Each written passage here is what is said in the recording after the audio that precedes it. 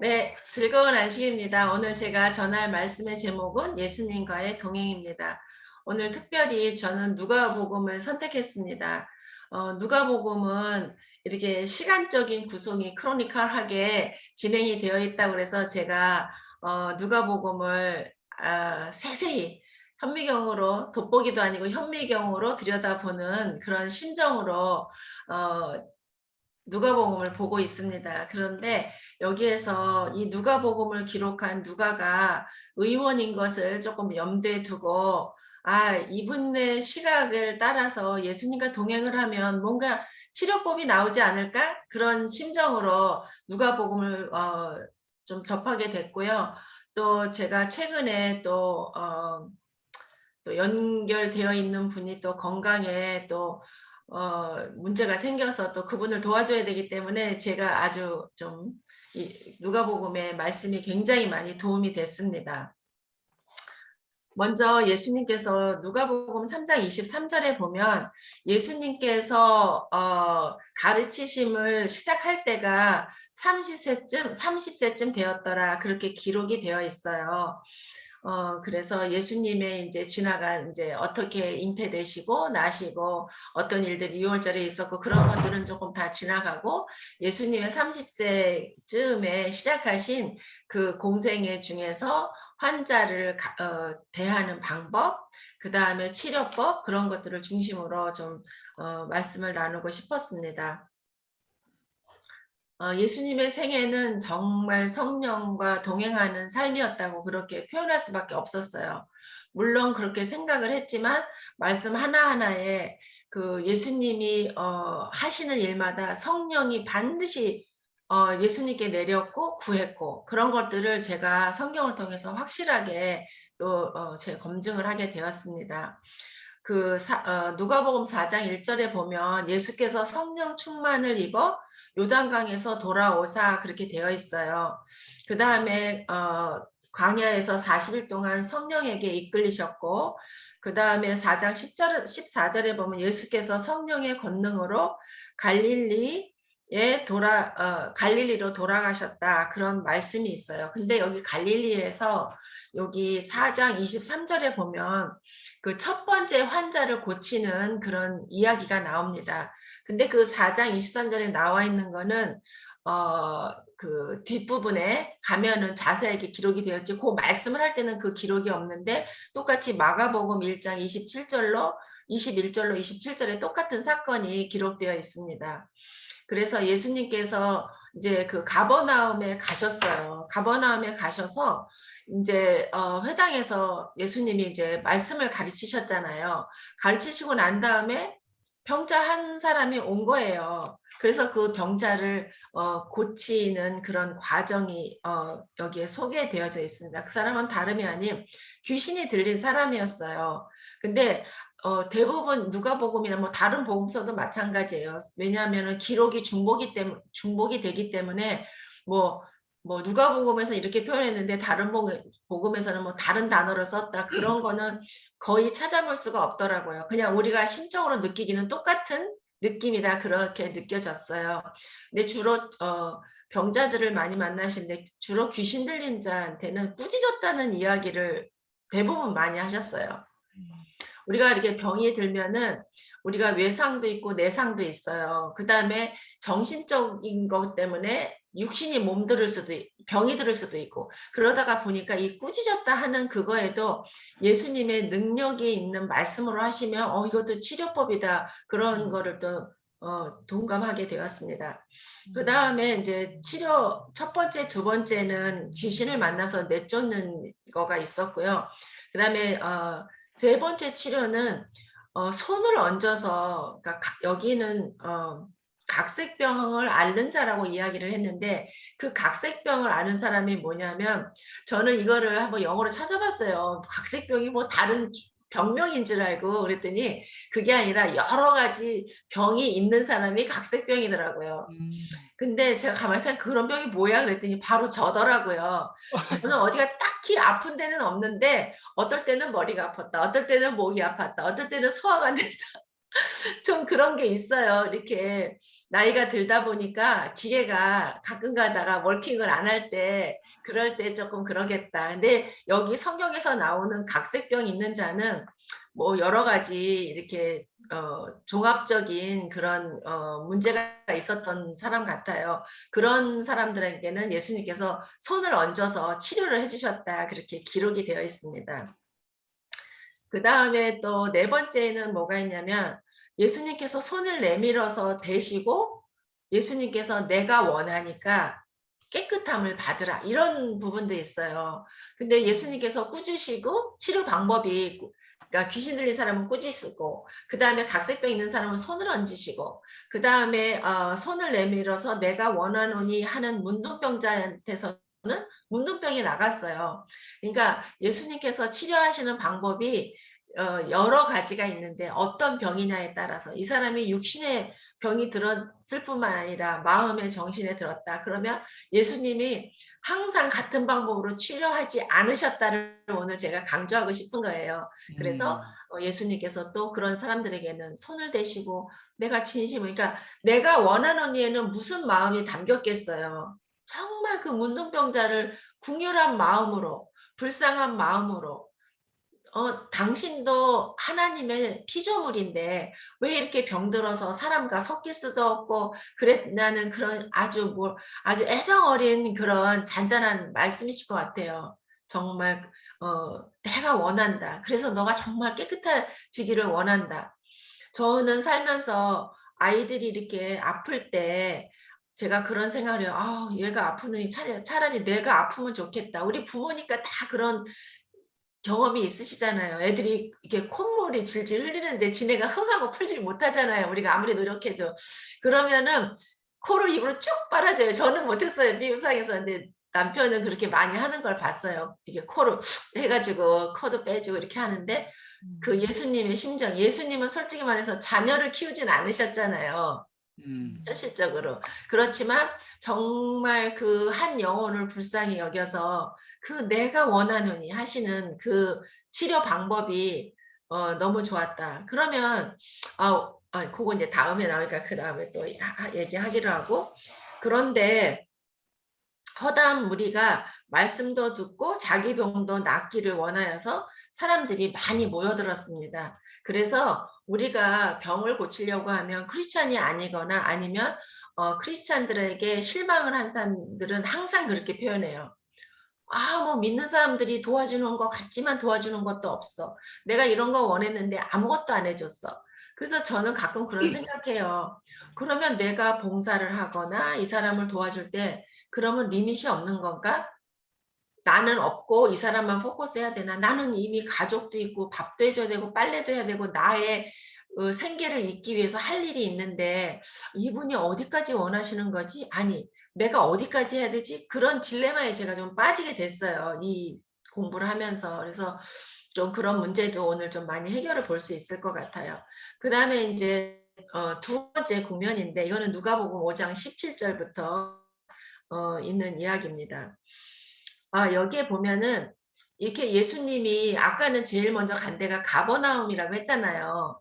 근데 그 가버나움에서 인제 예수님께서 병자들을 고치고 동네를 다니시다가 보니까 그냥 그곳에만 있는 게 아니라 이 소문이 그냥 그 주변에 인제 뻗어나가기 시작한 거예요. 그래서 누가복음 6장 17 절에 보면 예수님의 말씀도 듣고 병 고침을 얻으려고 유대 사방 예루살렘 두로 시돈의 그 지역에서 많은 사람들이 몰려들고 있다. 그렇게 누가는 기록을 하고 있습니다. 솔직히 누가가 쓴 이 누가복음은 누가가 현장에 없었던 사건도 기록이 되어 있는 거거든요. 그래서 음. 그런 것들을 듣고 잘 썸머리를 해서 이렇게 알리는 좋은 전달자 로서의 역할도 많이 했습니다.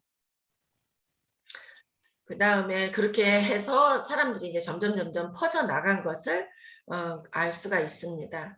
그리고 거기에는 그냥 병든 사람만 왔던 건 아니에요. 내가 헐벗고 뭐 병들었는데 고칠 수 없고 이런 사람뿐만 아니라 바리새인도 그다음에 율법사도 그러니까 그 법을 가르치는 사람들이죠. 그런 많은 사람들이 호기심으로 와서 예수를 바라보게 되었습니다. 우리가 그 얘기도 조금 이따 하겠습니다. 그렇게 해서 했는데 그러면 예수님은 그냥 하나님이시니까 다 이렇게 했겠지 이렇게 우리가 생각하기 쉽잖아요. 근데 누가복음 9장 1절과 그 다음에 누가복음 5장 17절에 보면 병을 고치는 주의 능력이 예수님과 함께 하시더라 그랬어요. 그러니까는 우리가 예수님을 그냥 우리가 보통 병을 고치고 또 안수기도해서 낫고 그런 능력을 가진 분이 있잖아요. 솔직히 지난 안식일에 우리 김현정 집사님이 기도를 했는데 바로 레주메가 들어왔다 해서 우리가 얼마나 기뻐하고 박정원 집사님이 얼마나 막 어머 뭐 기도해서 그런 것 같다고 하면서 우리 다 기억하시잖아요. 그런데 이분 우리가 그런 기도를 할지라도 어떤 기도를 할지라도 하나님께서 그 능력을 주시지 아니하시면 그 능력이 있을 수 없는 거예요. 예수님은 능력이 있으셨지만 주의 능력이 예수와 함께 특히 병 고치는 능력이 함께 있었다고 했습니다. 여기 지금 누가복음 5장을 잠깐 펴서 보겠습니다.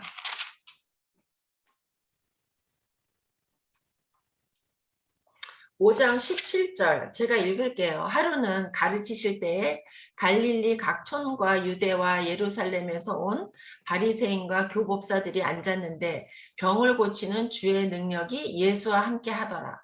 그렇죠? 우리가 예. 말씀 속에서 예수님이 그 능력에 힘입어서 하신다는 것을 우리가 알 수가 있습니다.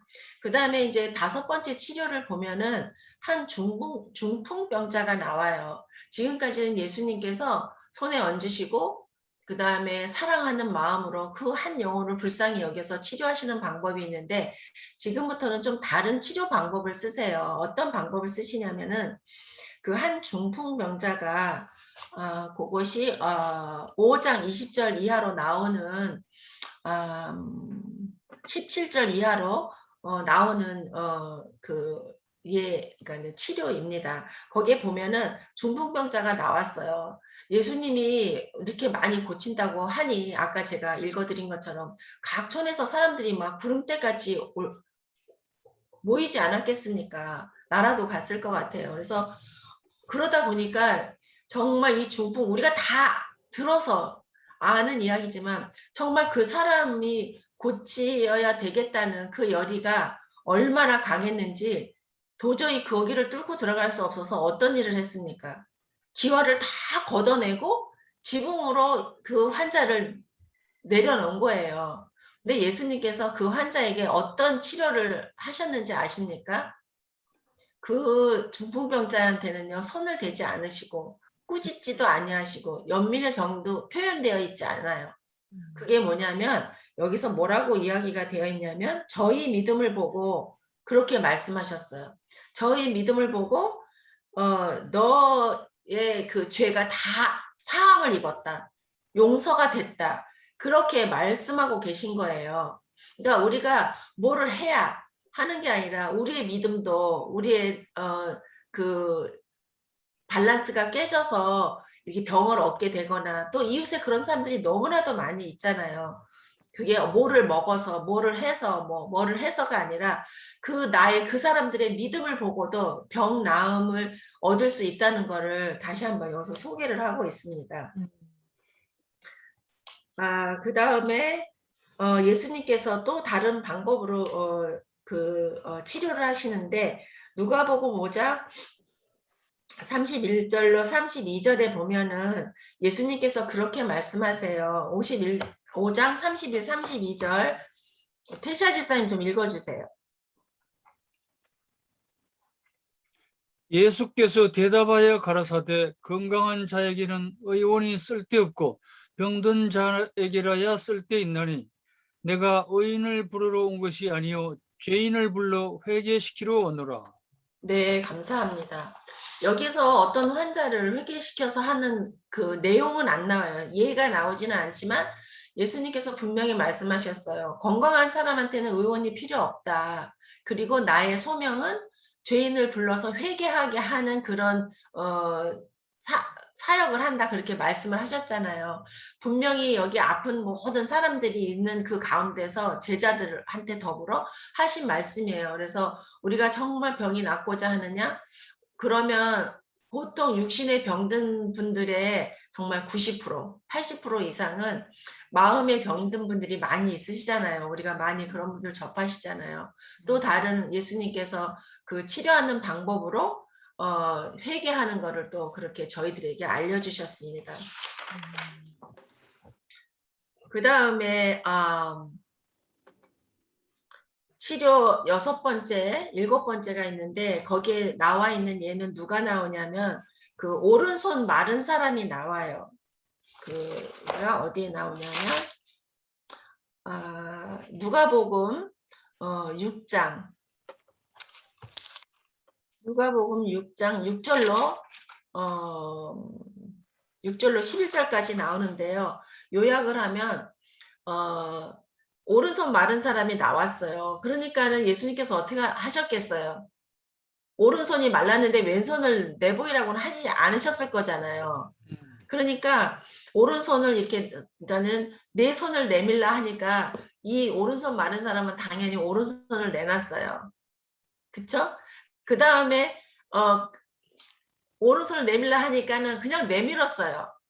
내밀었는데 거기 잠깐 좀 읽겠습니다. 10절에 제가 읽겠습니다. 무리를 둘러보시고 그 사람에게 이르시되 내 손을 내밀라 하시니 그가 그리하매 그 손이 회복된지라. 여기서 뭐를 찝으시겠습니까, 여러분들은? 저는 그리하매를 저는 찍었어요. 그리하매가 무슨 뜻입니까? 순종. 네, 순종이에요. 그러니까 우리 치료 방법에는 순종도 있는 거예요. 우리가 이 세상 살면서 그리하매, 우리가 그런 거를 조금 배울 필요가 있겠다. 좀 그런 생각을 했습니다. 이 오른손 마른 사람은 그냥 순종했어요. 손을 내놓으라니까 내 아픈 손을 내놨고, 어떤 사람은 손을 내놔라 그러면 그거를 숨겨요. 마음에 딱 숨겨놓고 왼손을 이렇게 내밀어요. 나는 오른손이 아픈데 그냥 내 자존심이 상하고 나의 어떠함을 보이기 싫고 이렇게 하다가 보니까 아픈 손은 오른손인데 왼손을 내미는 거예요. 근데 여기 오른손 마른 사람은 내놓으라 하니까 그냥 그렇게 말하시는 예수님을 믿고 그냥 그리했어요. 내놓으라고 하니 그리했어요. 순종했어요. 그래서 내가 아프면 그냥 어떻게 그러면은 그거는 순종하는 게 치료법이다. 그런 교훈을 저희들한테 주고 있습니다. 그 다음에 누가복음 6장 19절 읽어주세요. 누가복음 6장 19절 온 무리가 예수를 만지려고 힘쓰니 이는 능력이 예수께로 나서 모든 사람을 낫게 함이로라. 네, 여기서는 또 뭐를 우리가 느낄 수가 있습니까? 우리가 회복하고자 하고 지금 치료를 받아야 돼요. 아니, 나의 가장 친한 친구나 나의 부모, 형제가 아파요. 아프면은 지금 여기 6장 19절에 있는 말씀으로서 뭐를 우리가 교훈으로 삼을 수가 있을까요? 힘쓰니. 우리가 예수 앞에까지 가야 되는 거예요.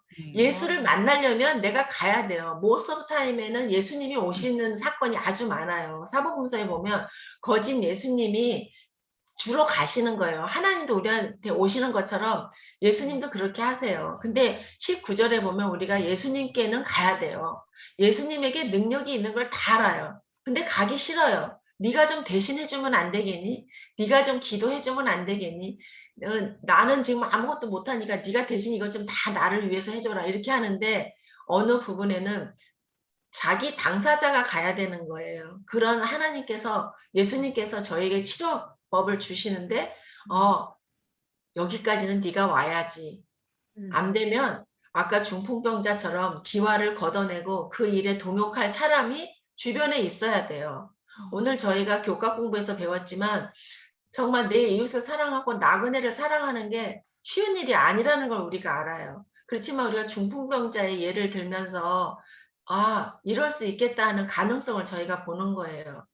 그런 사람들에 의해서 그냥 또 들것에라도 실려서 나 가기 원해. 나 몸 쓸 수 없어. 너희가 나를 좀 도와줘. 그렇게 해서 예수님께까지 가는 그 일을 또 예수님께서 치료 방법으로 제시를 하셨습니다.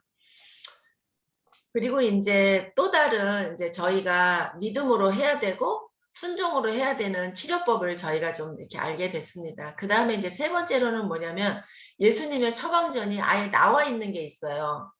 그러니까 예수님의 처방전인데 이거는 우리가 건강할 때 좀 지키면 좋겠다 하는 처방전이 있는데 그게 누가복음 6장 27절부터 8절까지 있는 겁니다. 이거는 우리가 조금 읽으면서 왜냐하면 우리가 아직은 어디가 뭐 병들어서 병원에 갈 정도 아니고 아직 뭐 닥터를 만나서 볼 정도가 아니면 우리가 이런 처방전을 미리 갖고 있으면 예방하는 데 좀 도움이 되겠다. 실천이 되든지 안 되든지 상관없어요. 이거는 처방전이기 때문에 우리가 알아두면 참 유익한 거예요. 그러면 27절부터 좀 누가 민지사님이 읽어주시겠어요? 네. 그러나 너희 듣는 자에게 내가 이르노니 너희 원수를 사랑하며 너희를 미워하는 자를 선대하며 너희를 저주하는 자를 위하여 축복하며 너희를 모욕하는 자를 위하여 기도하라. 내 입뺨을 치는 자에게 저 뺨도 돌려내며 내 겉옷을 뺏는 자에게 속옷도 금하지 말라. 무릇 내게 구하는 자에게 주며 내 것을 가져가는 자에게 다시 달라 하지 말며 남에게 대접을 받고자 하는 대로 너희도 남을 대접하라.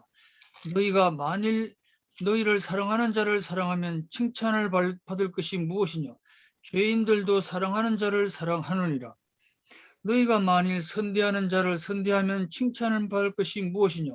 죄인들도 이렇게 하느니라.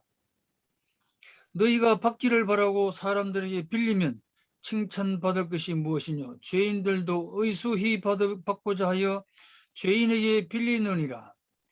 오직 너희는 원수를 사랑하고 선대하며 아무것도 바라지 말고 빌리라. 그리하면 너희 상이 클 것이요 또 지극히 높으신 이의 아들이 되리니 그는 은혜를 모르는 자와 악한 자에게도 인자하러 오시니라. 너희 아버지 자비하신 같이 너희도 자비하라.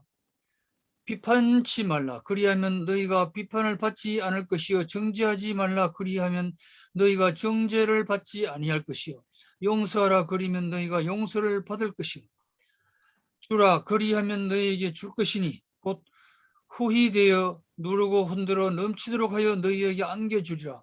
너희의 헤아리는 그 헤아림으로 너희도 헤아림을 도로 받을 것이니라. 또 네, 감사합니다. 네, 38절까지.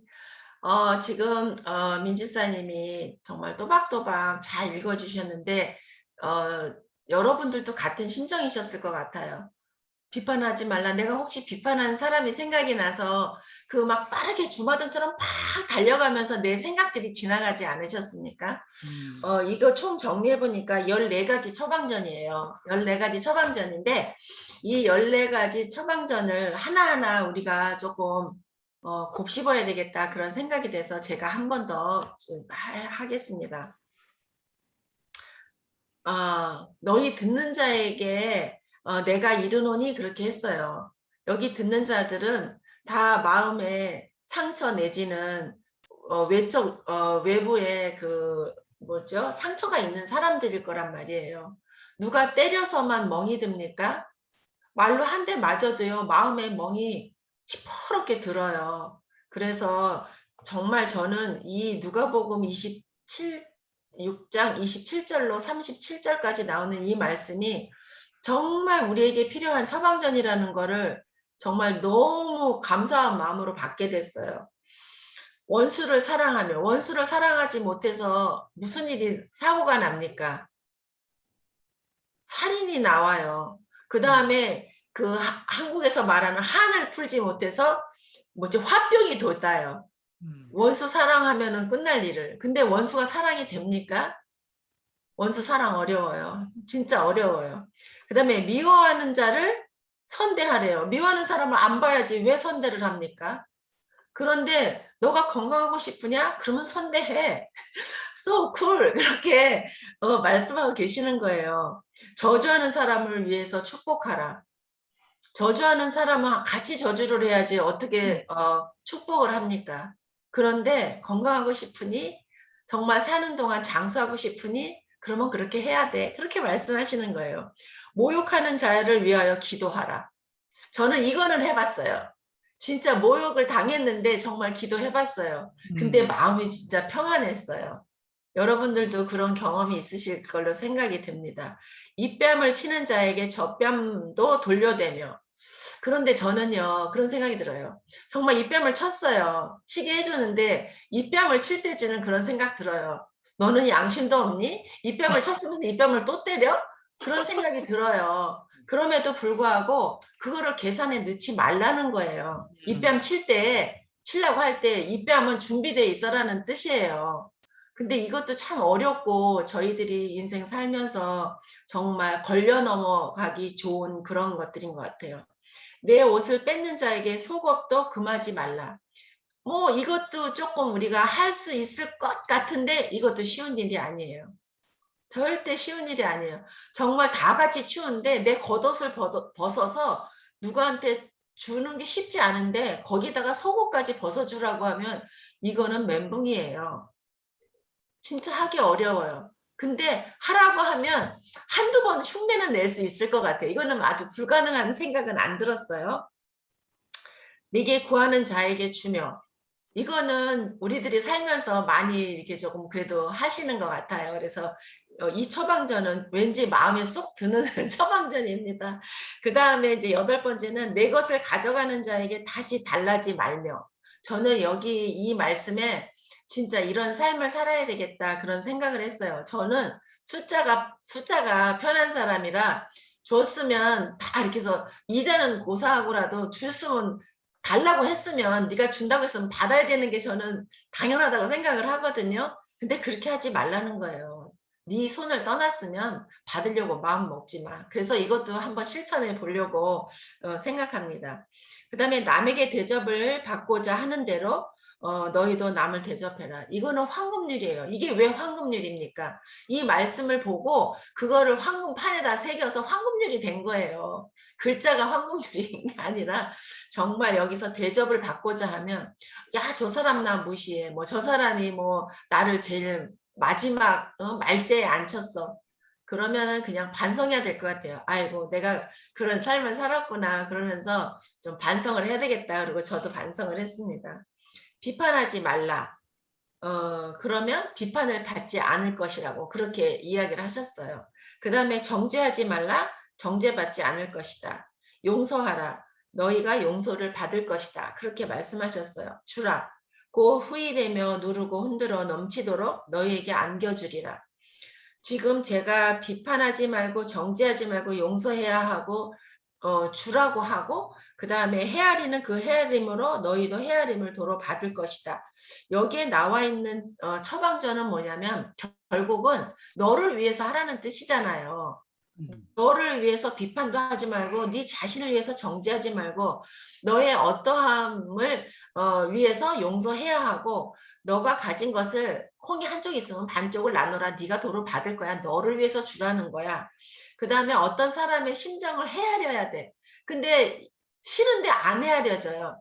그렇지만 그래도 네가 해. 그래야만 너가 헤아림을 당할 거야. 바로 너를 위해서야.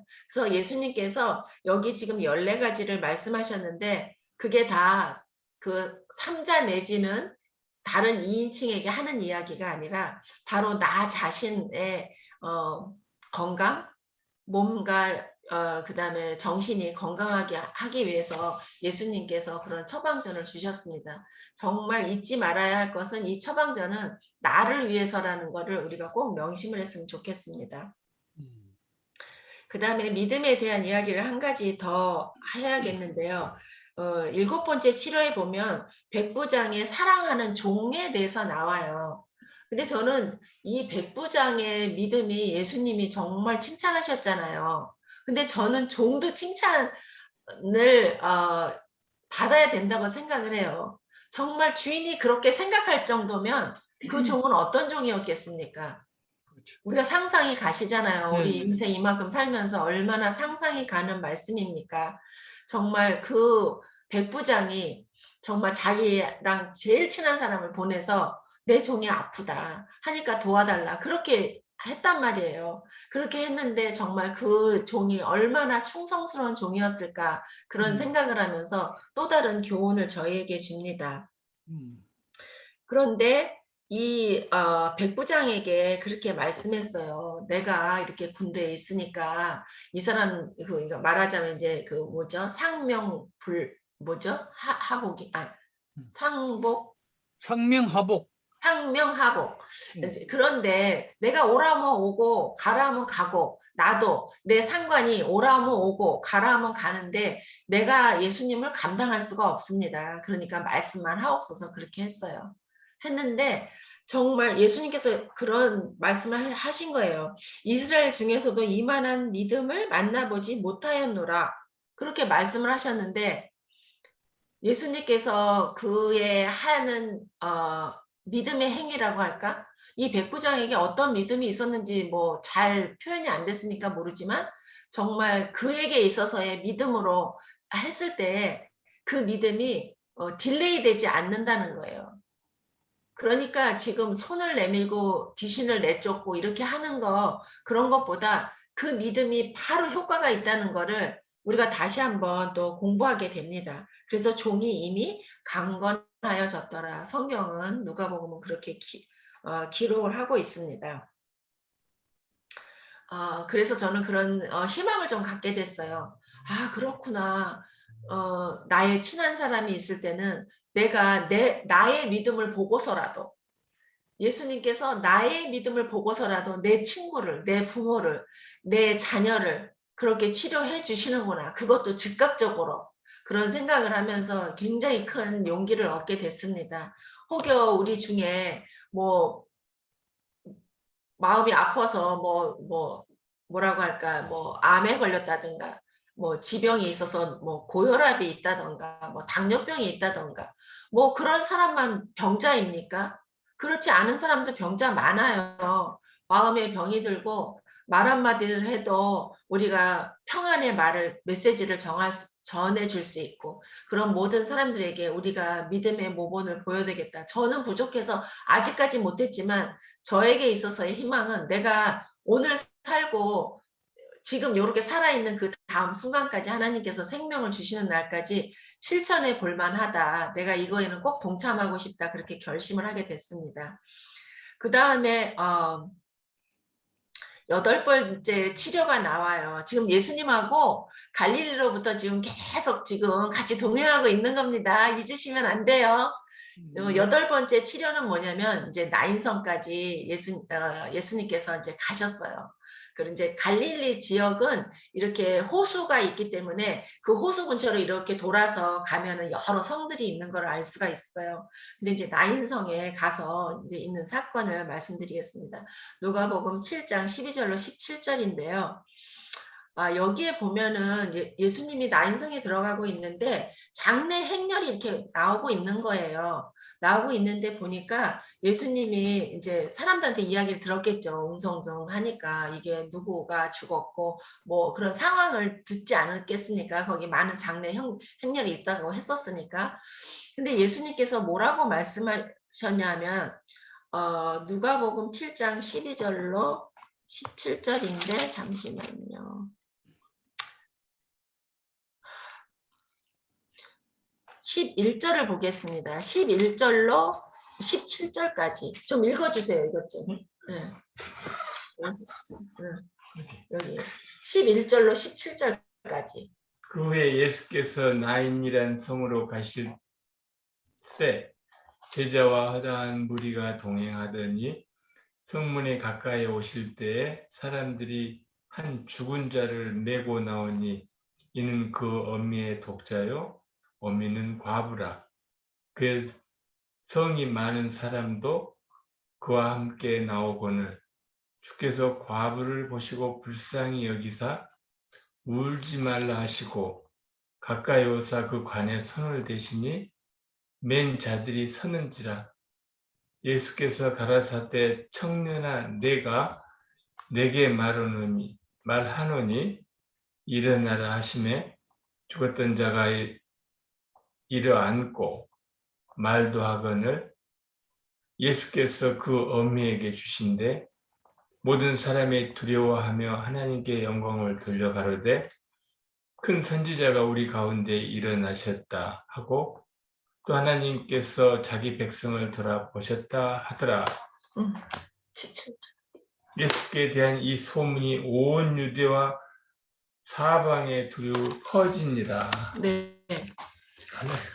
그러니까 지금 예수님께서 나인성에 들어가시면서 이 장례 행렬을 만났어요. 그래서 이제 이런저런 이야기를 듣고 예수님께서 마음에 동요함이 있었어요. 아까 누구죠? 문둥병자를 보고 정말 내가 원하노니 너가 깨끗함을 얻으라 이렇게 하셨잖아요.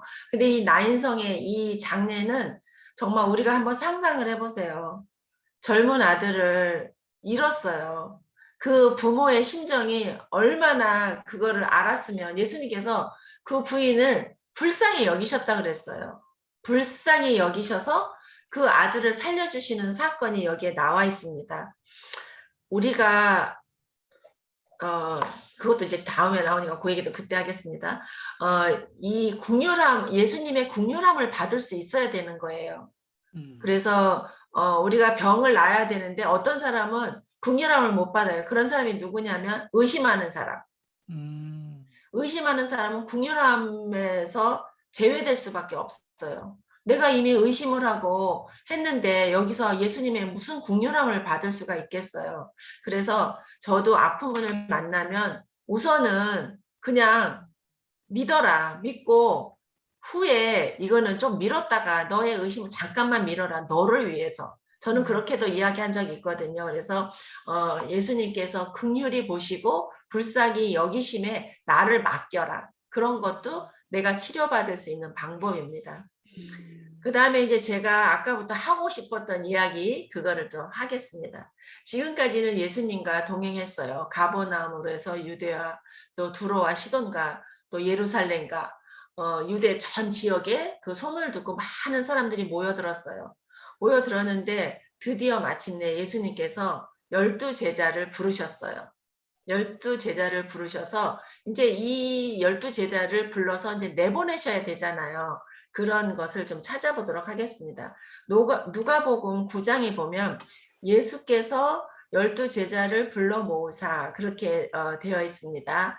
그런데 아까 누가복음 5장 17절에 보면 모든 귀신을 제어하고 병 고치는 능력과 권세를 예수님이 쓰셨다 이렇게 되어 있는데 12제자에게는 모든 귀신을 제어하고 병 고치는 능력과 권세를 그 제자들한테 줬다고 했습니다. 그러니까 예수님만 능력이 있어서 고치시는 거 아니고 예수님께서 우리가 그냥 나가서 고칠 수 있는 것도 아니에요.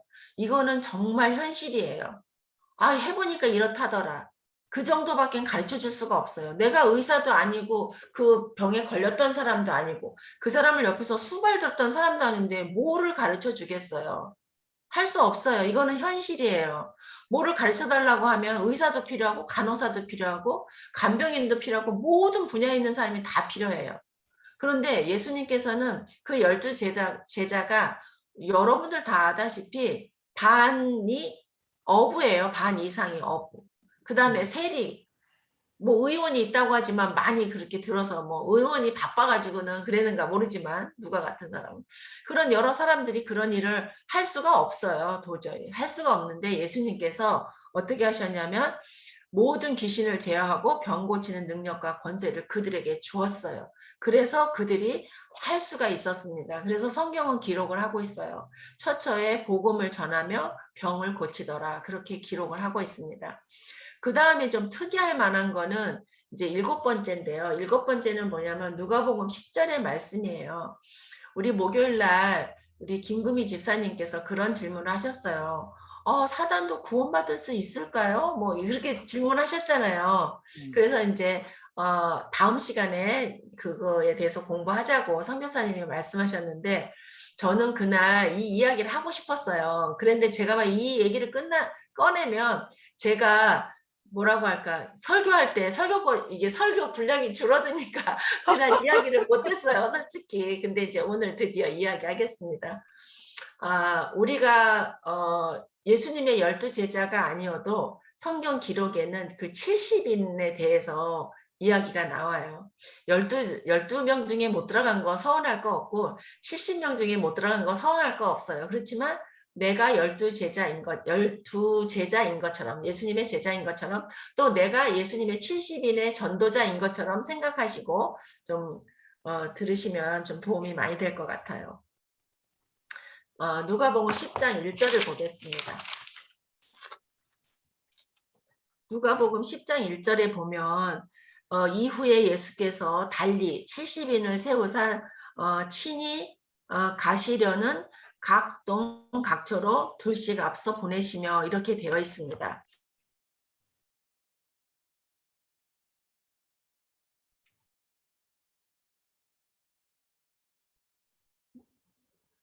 뮤트가 돼버렸네. 뮤트 돼버렸어요. 집사님 거가. 뮤트 됐어요. 네, 죄송합니다. 어. 그러면 아까 그러면은 어디까지 했나요? 한참 됐어요, 뮤트된 지가? 아니요. 아니 1절 이제 네, 10장 1절 보라고.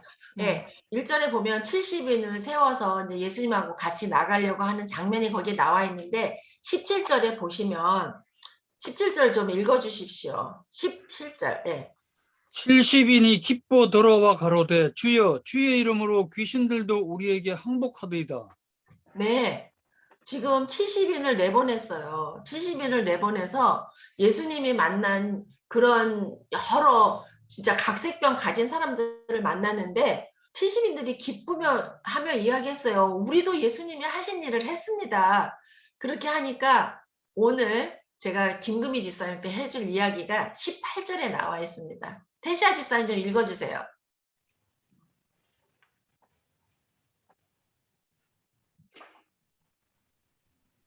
누가복음 10장 18절.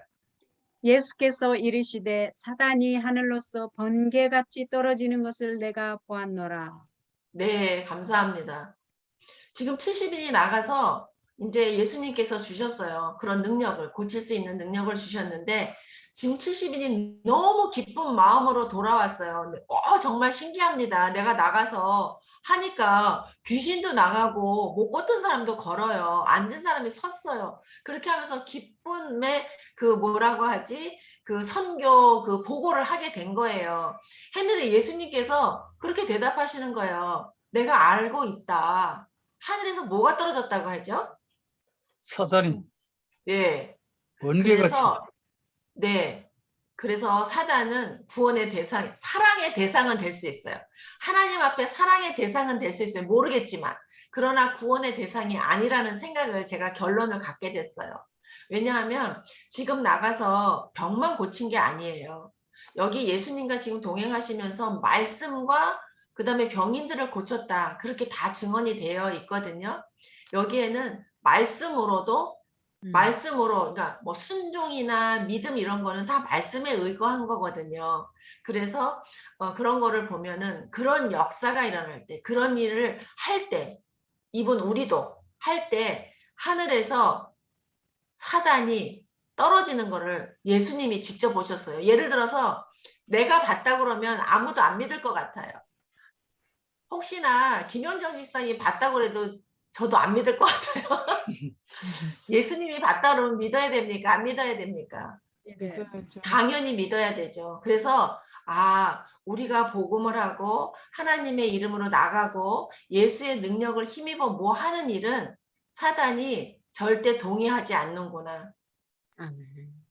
그래서 저는 정말 구원의 대상은 아니다. 그런 확신을 여기 누가복음 10장 18절을 통해서 깨닫게 됐습니다. 물론 다르게 해석하셔서 또 하실 수도 있겠지만 일단은 저는 그렇게 생각이 듭니다. 이제 제가 지금 설교 시작한 지 지금 몇 분 된 거예요? 겁나게 오래됐어. 오래됐어요? 네, 죄송합니다. 같이 가야지. 네. 여기에서 누가복음 10장 20절에 보면 이런 말씀이 있어요. 그러나 귀신들이 너희에게 항복하는 것으로 기뻐하지 말고 너희 이름이 하늘에 기록된 것으로 기뻐하라 하시니라. 왜냐하면 병자들이나 아픈 사람들을 도와줄 때를 생각을 하면은 리밋이 없는 거예요. 끝없이 해줘야 되고 끝없이 받아야 될 걸로 생각하고 하다가 보면 잘 하다가 10개를 잘하다가 1개가 잘못되는 동시에 이게 문제가 생기는 거예요. 서로 원망이 생기고. 그런데 우리가 그런 거에만 포커스 하지 말고 우리가 전국적으로 얻어야 될 것. 그것이 바로 뭐냐면 내 이름이 하늘에 기록된 것으로 기뻐하라고. 병 고치고 귀신 쫓고 이런 걸로 기뻐하지 말고 내 이름이 하늘에 있는 것으로 인해서 기뻐하라. 그렇게 말씀을 하셨습니다. 제가 말씀을 마치면서 오늘 안식일에 예수님과 함께 의원이 필요한 자들에게 동행하였습니다. 능력이 어디에서 오며 치료는 예수님의 능력의 말씀과 사랑, 믿음과 순종, 그리고 회개를 통해 치유된다는 것을 저희가 알게 되었습니다. 예수님께서 허락하시면 그 능력 주시는 자 안에서 우리가 행할 수 있는 그런 빛을 보게 되었습니다. 아까도 말씀드렸지만 사단이 구원의 대상이 아닌 것은 주의 이름으로 귀신을 쫓을 때 사단이 하늘로서 번개같이 떨어지는 것을 예수님이 보셨다고 증거를 하셨습니다. 우리의 생애를 통해서 우리가 할 수 있는 최고의 봉사, 그것은 바로 내 자신의 건강입니다. 내가 병약하면 봉사할 수 없어요.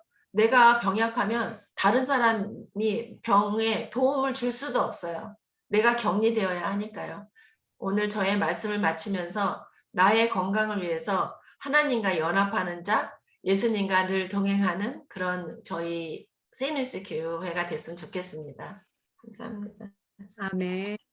감사합니다.